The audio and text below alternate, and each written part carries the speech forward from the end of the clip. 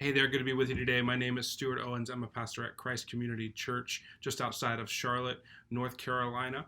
And in my ministry career for no less than probably 8 or 9 years, I've been responsible in some way, shape, or form for overseeing small groups or community groups or life groups or whatever the church at the time tended to call them.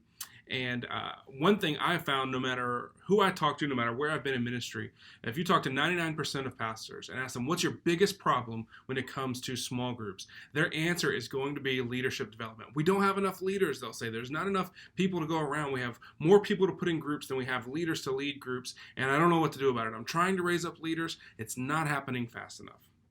Conversely, if you go talk to community group leaders or small group leaders and ask them, hey, what's your biggest problem in your small group? 99% of them are going to say, it's burnout. I'm carrying all the load and I'm tired. It's exhausting and I kind of want to quit. It's wearing me out.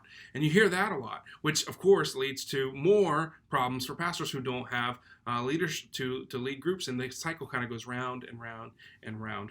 Well, I want to introduce you an idea today that may help solve both of those problems. And really the problem comes down to this, is that in most small group systems, the leader of the group leader is doing all of the work. They have the entire burden of the group on their shoulders. They're supposed to be great at leading a discussion. They're supposed to be the most hospitable people in the world as they welcome people into their home. They're supposed to be great event planners and plan all these great activities and gatherings for their groups. They're supposed to be administrative whizzes who keep organized track of attendance and rosters and contact info and emails and reminders, and they've got to keep all of that stuff straight and organized. They've got to make sure they're great people of prayer who are constantly praying for people in their group and reminding other people to pray and then following up from those prayers, and there's on and on and on. And if we're honest, it's a lot and it's too much, right? And so here's what I suggest that group leaders try. Share the load. Share the load. Stop trying to do everything. You weren't built to do everything. You don't have capacity to do everything. You're not gifted at everything. And there are people in your group who are better at some of those things than you are. So let them do it. You don't have to make them the leader. You don't have to put them through some rigorous training or testing. Just give them a small portion of the tasks that you have on your plate and let them run with them. You could make up jobs for everyone in your group if you wanted to. You could be the leader, and then you could have an administrator who's responsible for making sure contact information is up to date and a weekly reminder goes out. That's their whole job. Simple. It's 20 minutes worth of work a week, and that's it. That's their job. You could have someone who's kind of the new person welcomer or the greeter or whatever. Whenever someone new comes to your group, it's this person's job to connect with that person, follow up with them, and invite them back the next week.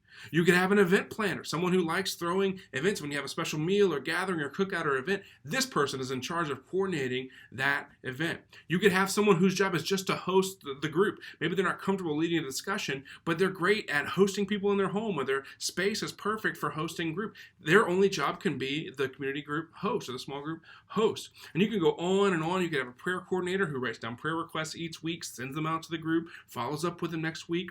Whatever you wanted. You could just give little pieces of your job to different people and let them be in charge. And here's the benefit. You identify leaders that way. More and more people will rise to the top of leadership, and you'll realize their potential, and you'll be able to coach them and encourage them towards that.